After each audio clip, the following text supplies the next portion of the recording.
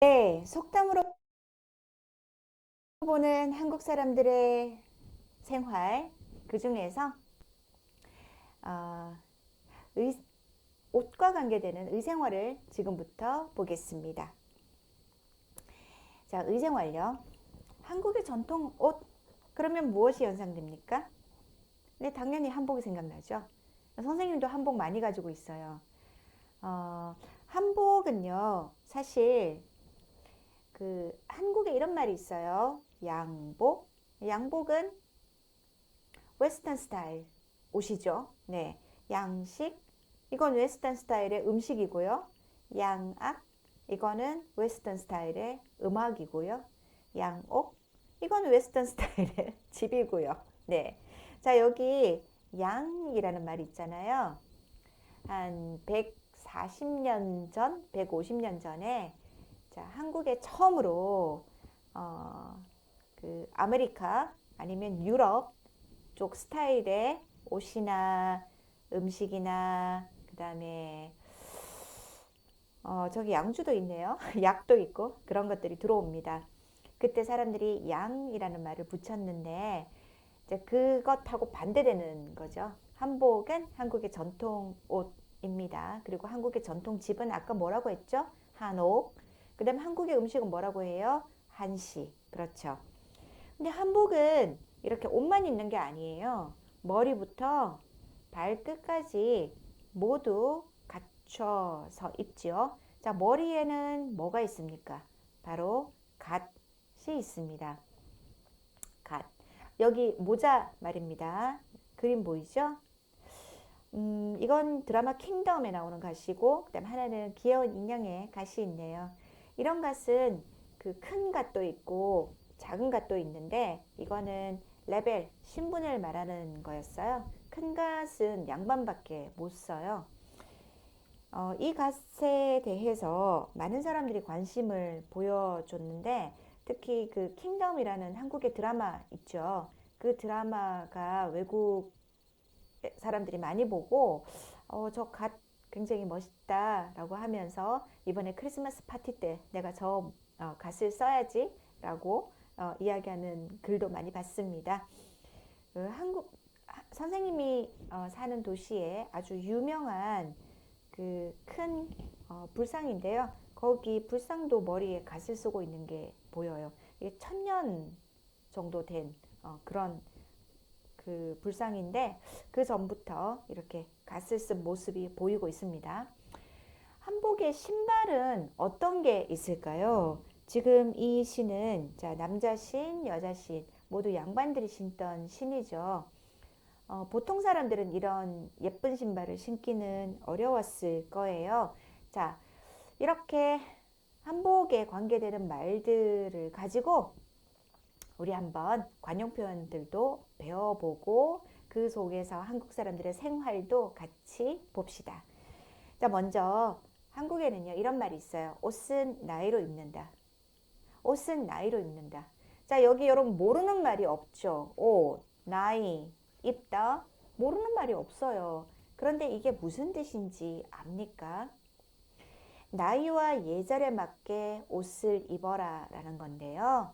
이 말이 나온 것은 한복이 나이에 따라 그 다음에 그 사람이 지금 그 사람의 상황에 따라 그 다음에 지금 그 사람이 예의를 보여야 되는 그런 상황에 따라 다 달라요. 그 이야기를 하려고 해요.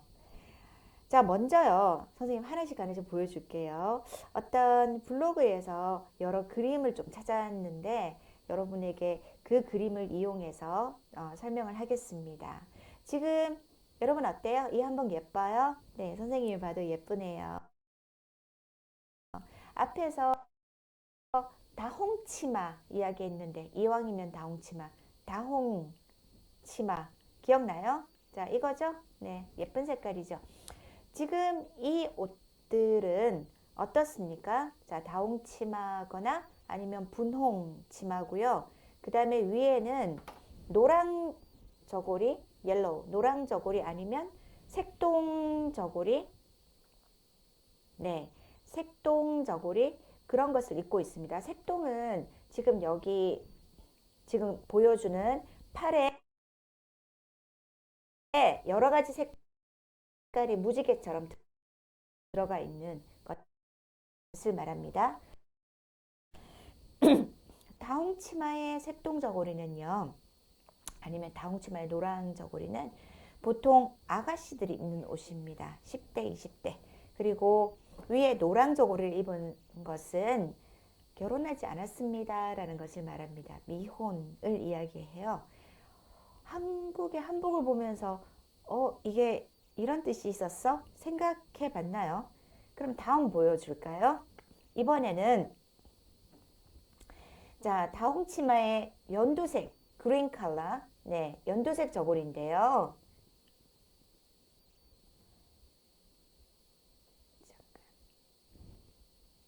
이 연두색 저고리가 바로 결혼 금방 했어요. 결혼한 지 한 1년, 2년 정도 됐어요. 3년 안 됐어요. 그 정도의 의미입니다. 우리는 신부 아니면 새 신부 이런 말을 쓰는데요. 자, 신부가 입는 색깔의 옷입니다. 선생님도 결혼할 때 다홍치마에 이 연두색 저고리가 있는 옷을 준비했고 지금도 가지고 있습니다. 그런데 그 다음 한번 보세요. 여기 자 리본 같은 게 보이죠? 이걸 옷 고름이라고 해요. 여기 고름이라는 말이 있죠.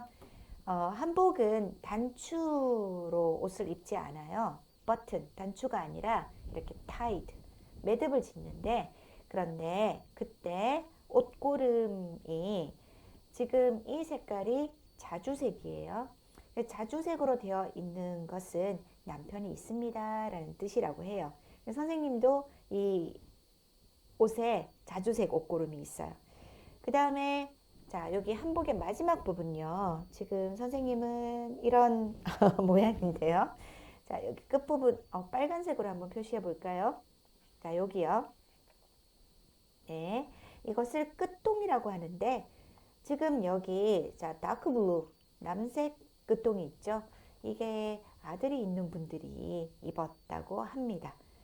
자 그리고 조금 더 나이가 많은 분들이 자 옥색 그 다음에 회색 이런 조금 연한 색깔의 옷을 입었는데요. 이 분들은 나이가 조금 더 많은 분들이고요. 그 다음에 자 앞에 이렇게 손이 보이지 않도록 앞부분을 손을 넣어서 보이지 않도록 하는 부분이 있죠. 이게 왕 앞에서 입던 옷이에요. 왕 앞에서는 손을 보이지 않게 넣어야만 한 것 같아요. 선생님도 그때 사람은 아니라서 잘 모르지만 그래서 이 옷은 이 옷은요 궁에서 입는 옷이구나 라는 거고 그 다음에 특히 이분은 치마에 보면 치마에 이렇게 2단으로 되어 있는 화려한 무늬를 볼 수 있어요. 바로 데뷔시죠. 왕의 어머니 되시는 분들, 네, 그런 분들만 입을 수 있는 옷이라고 합니다. 예전에는 이렇게 옷을 보고 그 사람의 신분도 알고 그랬으니까요. 네, 이건 선생님입니다. 자, 선생님이 이 사진을 옛날에 찍은 건데 지금보다는 그때가 더 예뻤나요? 그때가 더 젊었네요. 네. 그런데 오늘 마침 선생님이 이런 색깔 옷을 입었는데 선생님은 이 색깔을 좋아합니다. 그리고 여러분 보니까 그때하고 지금하고 선생님이 머리 모양이 똑같은 것을 볼 수 있죠. 선생님 머리 모양은 30년 동안 바뀌지 않아서 저 멀리서 선생님 보고도 금방 사람들이 안다고 해요. 자, 이거 어느 날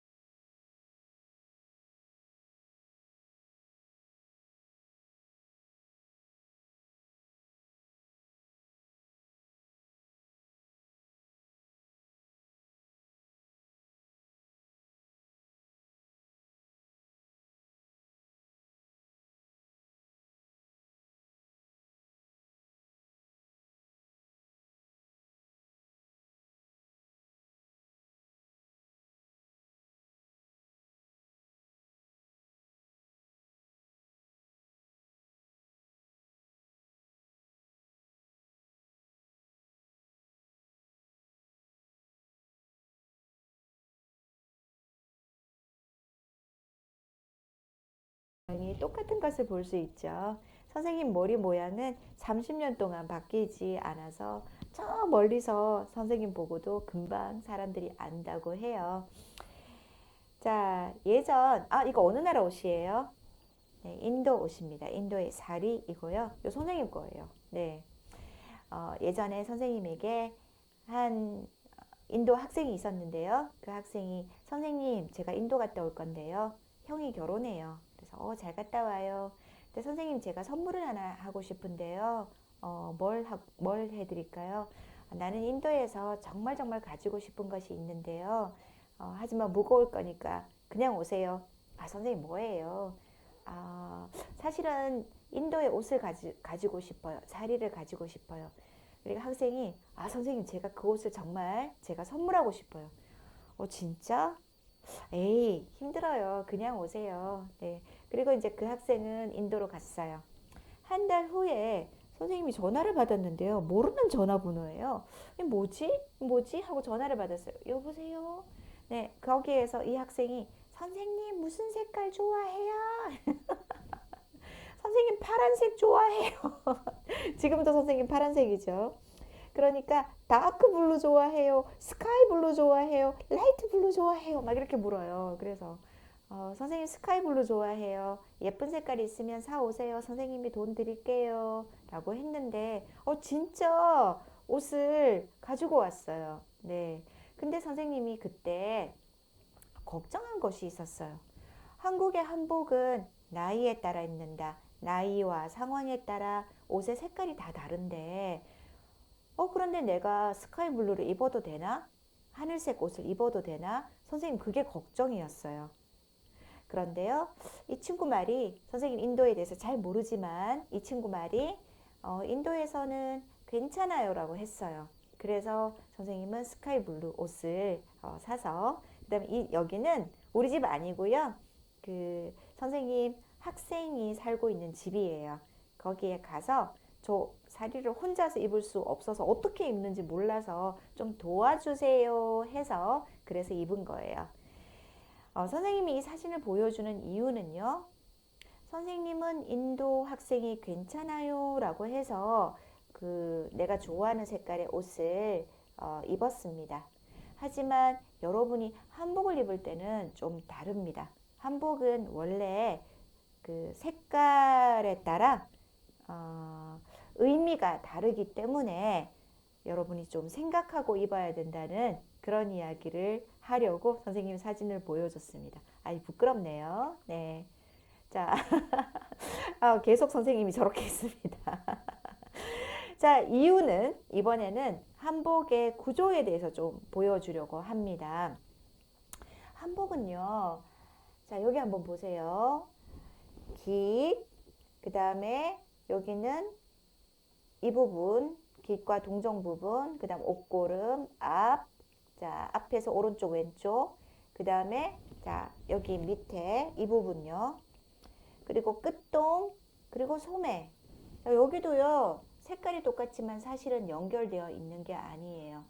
이렇게 해서 따로따로 되어 있어요. 따로따로. 네. 선생님이 이걸 보여주는 이유. 한복은요, 천 하나로 만들지 않아요. 다 따로따로 만들어서 다 바느질을 해요. 선생님이 입고 있는 사리는 위에 옷은 이렇게 따로따로 만들었지만 지금 밑에 있는 치마하고 그 다음에 어깨에 있는 것하고는 하나였어요.